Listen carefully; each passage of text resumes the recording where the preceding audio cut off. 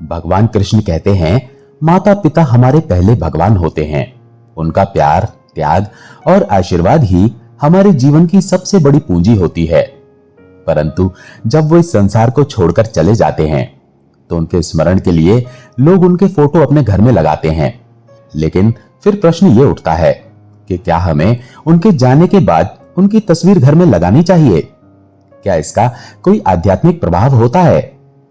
भगवान श्री कृष्ण इस विषय में क्या कहते हैं, चलिए जानते हैं आज की इस अलौकिक कथा में। भगवान श्री कृष्ण स्वयं एक भक्त को इस रहस्य से अवगत कराते हुए कहते हैं, प्राचीन समय की बात है, एक दिन देवर्षि नारद धरती लोक पर भ्रमण कर रहे थे तो उन्होंने देखा कि कुछ लोग मृत व्यक्ति की चिता के पास खड़े होकर रो रहे थे और मन ही मन दुखी हो रहे थे। उसके कुछ समय बाद मृत व्यक्ति के परिजनों ने उस मृत व्यक्ति की तस्वीर को अपने घर में लगा लिया था और उसके समक्ष बैठकर उसको याद कर रहे थे। इस दृश्य को देखकर देवर्षि नारद आश्चर्यचकित हो गए और सोचने लगे कि आखिर इस व्यक्ति की मृत्यु के पश्चात इसके परिजनों ने इसकी तस्वीर को घर में क्यों लगाया है? ये तो अब इस संसार से मुक्त हो गया है, अब इसकी तस्वीर का इसके परिजनों के घर में क्या कार्य है? ऐसा करने से क्या होता है? क्या ऐसा करने से समस्त परिवार के व्यक्तियों को मृत परिजन का आशीर्वाद प्राप्त होता है या इसका अन्य ही कोई अर्थ होता है? देवर्षि नारद उस दृश्य को देखकर कुछ भी समझ नहीं पा रहे थे। अपने प्रश्नों का उत्तर पाने के लिए देवर्षि नारद भगवान श्री हरि विष्णु जी के पास जाने का निश्चय करके चल दिए। भगवान श्री हरि विष्णु जी के पास पहुंचकर देवर्षि नारद उन्हें प्रणाम करते हैं तो देवर्षि नारद को देखकर भगवान श्री हरि विष्णु जी समझ जाते हैं कि अवश्य ही आज देवर्षि नारद को शंका लेकर आए हैं। भगवान श्री हरि विष्णु देवर्षि नारद से कहते हैं, हे ब्रह्मानंदन देवर्षि नारद, वैकुंठ लोक में आपका स्वागत है। कहिए, आज किस प्रयोजन से आपका वैकुंठ लोक में आना हुआ है? आपकी चिंता का क्या कारण है?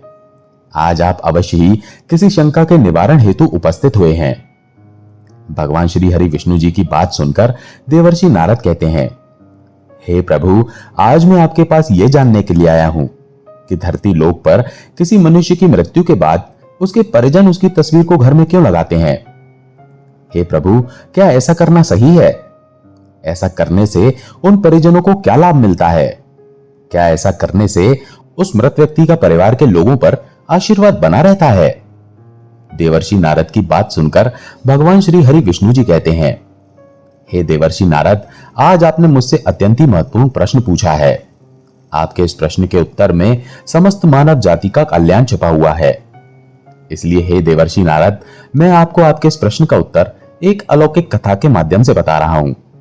आप इस कथा को शुरू से लेकर अंत तक ध्यान से सुनना, क्योंकि जो भी मनुष्य इस कथा को शुरू से लेकर अंत तक पूरा सुनता है उस पर सदैव मेरा आशीर्वाद बना रहता है। देवर्षि नारद कहते हैं, हे प्रभु, मैं आपको वचन देता हूं कि जब तक आप मुझे ये कथा सुनाएंगे मैं इस कथा को पूरे ध्यान से पूरा सुनूंगा। कृपया आप मुझे ये कथा सुनाइए। भगवान श्री हरि विष्णु जी कथा को सुनाते हुए कहते हैं, हे ब्रह्मानंदन देवर्षि नारद, प्राचीन समय की बात है। भारत देश में एक युवक रहता था जिसका नाम था रामदास। रामदास भगवान श्री कृष्ण जी का भक्त था। वो सदैव सत्य धर्म का पालन और अपने माता पिता की सेवा करता था। इसी प्रकार समय व्यतीत हो रहा था और वो अपने माता पिता के साथ सुखपूर्वक जीवन व्यतीत कर रहा था। रामदास की पत्नी का नाम साधना था। साधना भी सत्य धर्म का पालन करने वाली चरित्रवान तथा पतिव्रता स्त्री थी। रामदास बहुत ही मेहनती था। वो पूरे दिन निष्ठा से कार्य करता था और उससे जितना भी धन अर्जित होता था उससे अपने परिवार का पालन पोषण करता था। वो अपने माता पिता से बेहद प्रेम करता था। एक दिन रामदास के माता पिता का अचानक देहांत हो गया। अपने माता पिता के गुजर जाने से वो अत्यंत दुखी हो गया। अपने माता पिता का अंतिम संस्कार करने के बाद रामदास ने घर के पूजा स्थान में माता पिता की बड़ी बड़ी तस्वीरें लगवा दी और रोज उनकी पूजा करने लगा। अब अपने माता पिता की पूजा करते हुए उसका जीवन व्यतीत होने लगा था। फिर भगवान श्री हरि विष्णु जी आगे कहते हैं, हे देवर्षि नारद, फिर कुछ ही हफ्तों के बाद उसके जीवन में अजीब अजीब घटनाएं होने लगी। मानसिक अशांति बढ़ने लगी, घर में कलह होने लगी और उसे स्वप्न में विचित्र दृश्य दिखने लगे। अब उसका अपनी पत्नी साधना के साथ रोजाना झगड़ा होने लगा था। रामदास का मन पूरी तरह विचलित हो गया था। एक दिन वो गंगा के किनारे बैठकर रोने लगा। गंगा के किनारे एक कृष्ण मंदिर था। वो भगवान श्री कृष्ण के मंदिर में जाकर हाथ जोड़कर बैठ गया और प्रार्थना करने लगा, हे भगवान श्री कृष्ण, हे मुरलीधर, कृपा करके मेरा मार्गदर्शन कीजिए। मैं अपने माता पिता की तस्वीर लगाकर उन्हें श्रद्धांजलि दे रहा हूं, तो फिर मेरे जीवन में अशांति क्यों है? वो सच्चे मन से भगवान श्री कृष्ण से प्रार्थना कर ही रहा था। उसी क्षण एक दिव्य प्रकाश प्रकट हुआ और चारों ओर एक दिव्य सुगंध फैल गई। भगवान श्री कृष्ण प्रकट हुए। उनकी आंखों में करुणा थी और वाणी शांत थी। साक्षात भगवान श्री कृष्ण को अपने सामने प्रकट देखकर रामदास स्तब्ध रह गया। उसे अपनी आंखों पर विश्वास नहीं हो रहा था कि स्वयं भगवान श्री कृष्ण ने मुझे दर्शन दिए हैं। वो कुछ हिम्मत करके भगवान श्री कृष्ण से बोला, हे प्रभु, आज आपके दर्शन पाकर मेरा जीवन सफल हो गया है। अब मेरे मन में किसी भी प्रकार का कोई दोष नहीं बचा है। लेकिन हे प्रभु, मैं ये जानना चाहता हूं कि मेरे जीवन में आ रहे कष्टों का क्या कारण है? जबकि मैं तो रोजाना अपने माता पिता की तस्वीर के सामने बैठकर उनकी पूजा करता हूं, फिर भी मेरे जीवन में इतने दुख क्यों आ रहे हैं? रामदास की बात सुनकर भगवान श्री कृष्ण बोले, हे वत्स रामदास, तुम्हारा प्रेम और श्रद्धा निस्संदेह महान है। तुम्हारे हृदय में अपने माता पिता के लिए जो भावना है वो पूजनीय है, लेकिन अनजाने में तुमने जो किया है वो न केवल आत्माओं को बांधता है बल्कि जीवन में कलेश का कारण भी बनता है। जब कोई अपने प्रियजनों को खो देता है, विशेषकर माता पिता को, तो उनका स्मरण और सम्मान अवश्य करना है, परंतु कुछ नियम और मर्यादाएं होती हैं जिन्हें जानना हर मानव के लिए आवश्यक है। हे वत्स, सुनो, मैं तुम्हें 5 दिव्य बातें बता रहा हूं जिन्हें हर मनुष्य को जानना जरूरी है। जब माता पिता इस संसार से विदा हो जाते हैं तो ये बातें जीवन को दिशा देती हैं और आत्माओं को शांति प्रदान करती हैं। ध्यान से सुनो। हे वत्स रामदास, जब कोई आत्मा शरीर को छोड़ देती है तो उसका उद्देश्य होता है अगले जन्म की ओर बढ़ना, उस यात्रा को पूर्ण करना जो ब्रह्मांड ने उसके लिए तय की है। परंतु जब हम उस आत्मा की तस्वीरों को अपने पूजा स्थान में रखकर प्रतिदिन उन्हें स्मरण करते हैं, दीप जलाते हैं, फूल चढ़ाते हैं, पूजा करते हैं, तो ये प्रेम पूर्ण श्रद्धा कभी कभी एक बंधन बन जाती है। आत्मा जो आगे बढ़ना चाहती है वो हमारे प्रेम के कारण उसी भाव में रुक जाती है। भगवान श्री कृष्ण आगे कहते हैं, हे वत्स, श्रद्धा दिखाओ लेकिन उन्हें मुक्त करो। प्रेम में बांधो नहीं, उनके लिए प्रार्थना करो, पर उन्हें पकड़कर मत रखो, क्योंकि सच्चा प्रेम वही होता है जो आत्मा की मुक्ति चाहता है, ना कि उसे मोह में रोकता है। भगवान श्री कृष्ण ने शांत स्वर में कहा, हे वत्स, ये बात हर गृहस्थ को समझनी बहुत जरूरी है कि जो स्थान भगवान की ऊर्जा से भरपूर होता है, जहां मंत्रों की ध्वनि गूंजती है, जहां दीपक की लौ आत्मा को परमात्मा से जोड़ती है, वहां मृत व्यक्तियों की तस्वीरें नहीं लगाई जाती, क्योंकि वो स्थान आत्मा की मुक्ति का केंद्र है, बंधन का नहीं। जब हम पितरों की तस्वीरें उसी स्थान पर रखते हैं जहां हम भगवान का आह्वान करते हैं, तो हम अनजाने में 2 अलग शक्तियों को एक ही स्थान पर जोड़ देते हैं, जिससे न केवल आत्मा उलझती है बल्कि गृहस्थ जीवन में भी शांति बाधित होती है। भगवान का स्थान आत्मा की मुक्ति का केंद्र होता है और पितरों का स्थान स्मरण और श्रद्धा का स्थान होता है। इसलिए भगवान और पितरों के स्थान को अलग रखना है, श्रद्धा को नियमों के साथ निभाना है, ताकि प्रेम भी बना रहे और आत्मा को मुक्ति भी मिल जाए। भगवान श्री कृष्ण आगे कहते हैं, हे वत्स, यदि तुम्हें अपने माता पिता की तस्वीर घर में लगानी ही है तो ध्यान रखना वो स्थान पूजा स्थल ना हो। जहां भगवान का निवास हो वहां केवल उस शक्ति की उपस्थिति होनी चाहिए जो मोक्ष का मार्ग दिखाती है। माता पिता की तस्वीर को किसी शांत स्थान पर श्रद्धा और स्मृति के रूप में रखना है, परंतु उस स्थान पर दीपक या अगरबत्ती नहीं जलाना है। वो एक श्रद्धांजलि है, आराधना नहीं है, क्योंकि पूजा वहां होती है जहां हम भगवान का आह्वान करते हैं, और स्मृति वहां होती है जहां हम प्रेम पूर्वक किसी को याद करते हैं। भगवान श्री कृष्ण आगे कहते हैं, हे वत्स, प्रेम और पूजा में अंतर समझो। जो आत्मा जा चुकी है उसे सम्मान देना है, परंतु भगवान की उपासना और आत्मा की स्मृति के मार्ग को एक नहीं करना है। यही सच्चा धर्म है। भगवान श्री कृष्ण जी ने कहा, हे वत्स, तुम्हारे मन में जो व्याकुलता है वो स्वाभाविक है। माता पिता के जाने के बाद हर संतान यही चाहती है कि वो उनके लिए कुछ कर सके। पितरों की शांति के लिए श्राद्ध और तर्पण ही सर्वोत्तम माध्यम है। इन वैदिक कर्मों के द्वारा तुम न केवल उन्हें श्रद्धा अर्पित करते हो, बल्कि उन्हें अगली यात्रा के लिए आत्मिक बल भी प्रदान करते हो।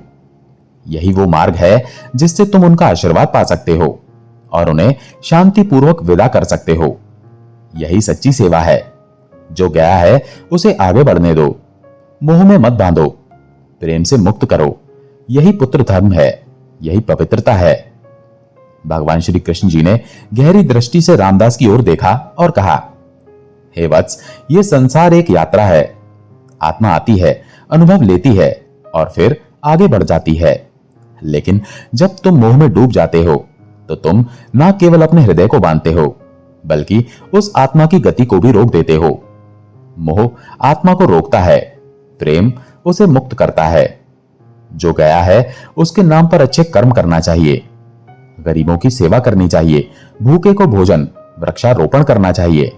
यही वो कर्म है जो तुम्हारे माता पिता का आशीर्वाद बनकर तुम्हारे जीवन में लौटेंगे। प्रेम को कर्म में बदलो, यही सच्ची श्रद्धांजलि है। तुम्हारे कर्म ही उनकी आत्मा की सबसे मधुर स्मृति होंगे, जो उन्हें भी सुख देंगे और तुम्हें भी सुख देंगे, तुम्हें उन्नति की ओर ले जाएंगे। भगवान श्री कृष्ण ने रामदास को आशीर्वाद देते हुए कहा, हे वत्स, तुम्हारे माता पिता तुमसे गहरा प्रेम करते थे। उन्होंने अपना संपूर्ण जीवन तुम्हारे लिए समर्पित कर दिया था। अब समय आ गया है कि तुम्हारा प्रेम उन्हें बांधने का नहीं, मुक्त करने का माध्यम बने। यदि तुम अपने घर में सुख और शांति चाहते हो तो पहले उन आत्माओं को शांति दो जो अब इस लोक की नहीं रही। श्रद्धा रखना आवश्यक है, पर उसे संयम से जोड़ो और अपने जीवन को ज्ञान से सजग बनाओ, तभी तुम्हारा प्रेम सच्चा कहलाएगा।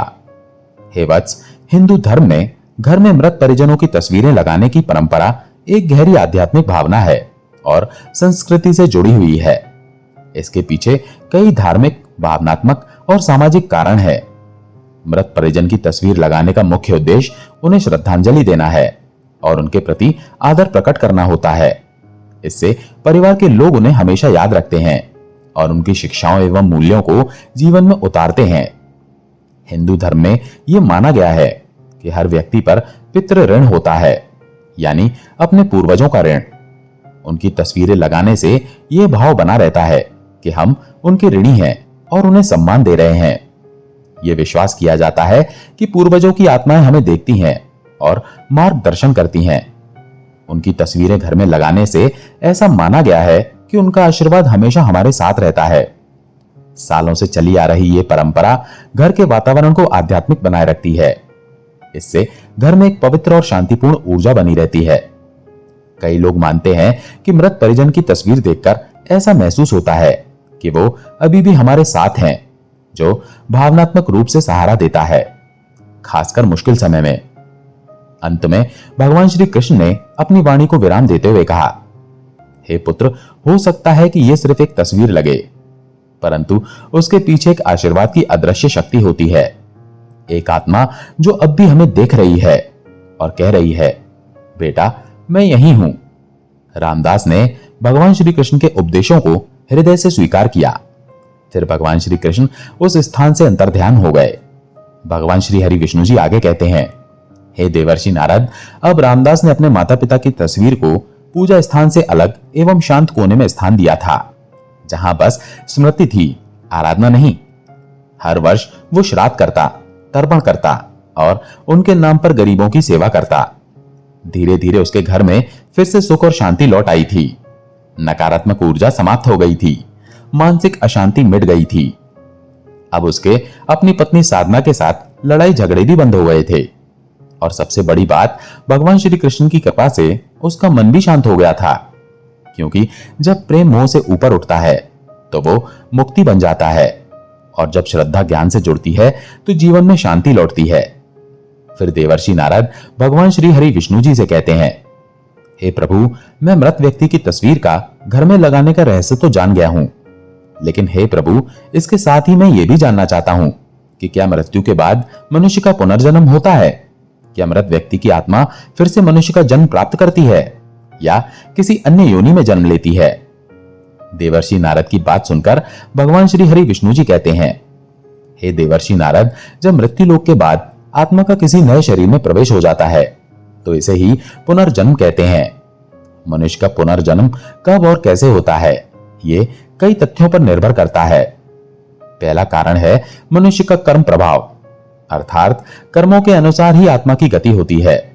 जो भी जीव दोबारा से जन्म लेता है वो अपने पूर्व जन्मों के कर्मों के कारण इस संसार में आता है। हिंदू धर्म में पुनर्जन्म का सिद्धांत अत्यंत रहस्यमय और आध्यात्मिक है। शास्त्रों के अनुसार आत्मा अमर होती है और शरीर मात्र उसका एक अस्थायी वस्त्र है।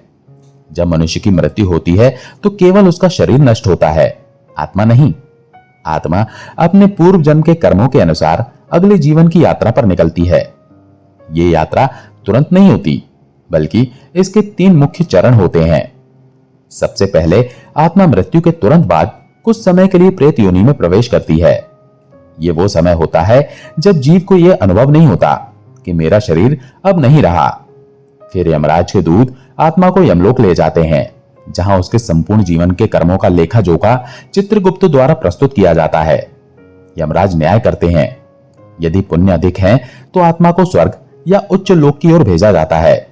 यदि पाप अधिक हैं तो उसे नरक या नीच योनियों में भेजा जाता है।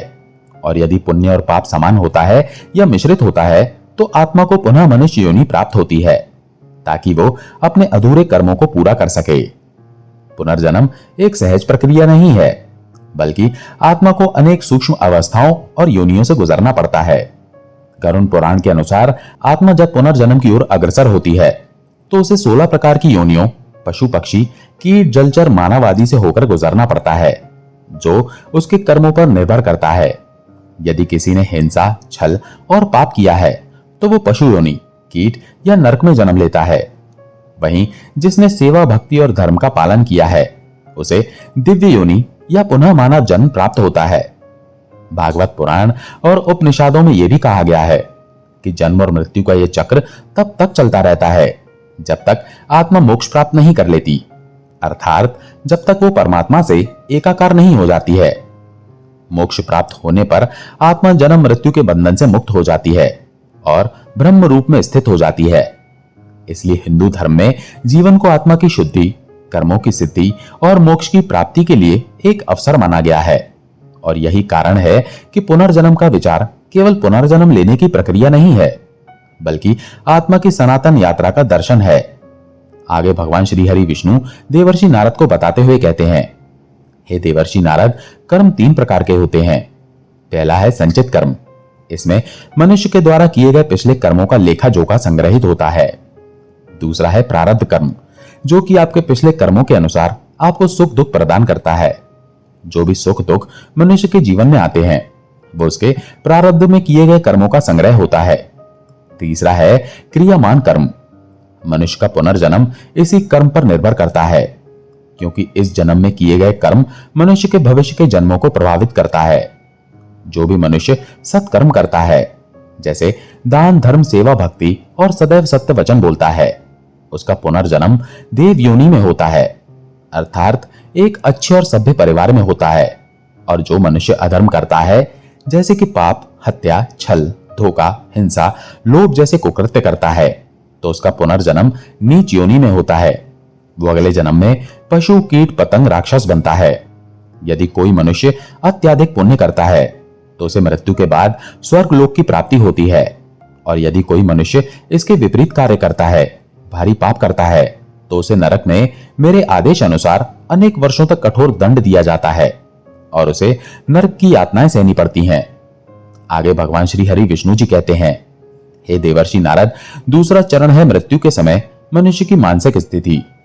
इस संदर्भ में तीनों लोकों के स्वामी भगवान शिव कहते हैं, कि व्यक्ति मृत्यु के समय जिस भाव चिंतन में होता है वही उसके अगले जन्म को निर्धारित करता है।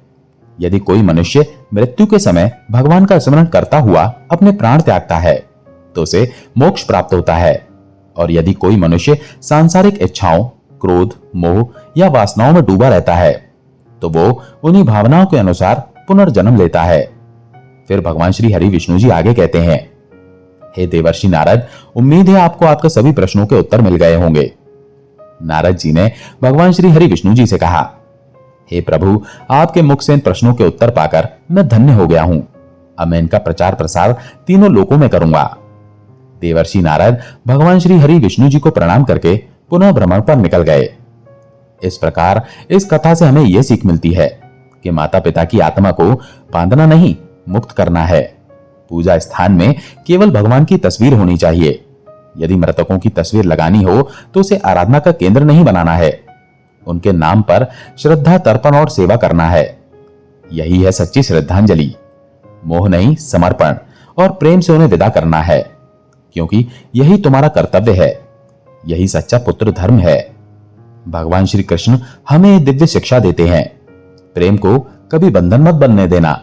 जो इस संसार से चला गया है उसे अपने आंसुओं से मत बांधो, बल्कि अपने आशीर्वाद और शुभकामनाओं से उसे मुक्त करना है, क्योंकि आत्मा का अंतिम लक्ष्य है परमात्मा की ओर यात्रा करना। और सच्चा प्रेम वही है जो किसी आत्मा की उस यात्रा में रुकावट नहीं बने, राह दिखाए। आशा करता हूं कि आपको ये कथा अच्छी लगी होगी। अगर आपको ये कथा पसंद आई हो तो वीडियो को लाइक और चैनल को सब्सक्राइब करें और अपने घर परिवार में सभी के साथ शेयर करें। सभी का कल्याण जरूर करें। फिर मिलेंगे एक और पुण्यमय कथा के साथ। तब तक के लिए कमेंट बॉक्स में प्रेम से जय सिया राम अवश्य लिखें। आपने इस कथा को शुरू से लेकर अंत तक पूरा सुना है। आप पर भगवान श्री राम जी, भगवान श्री कृष्ण जी और भगवान श्री विष्णु जी की कृपा अवश्य होगी।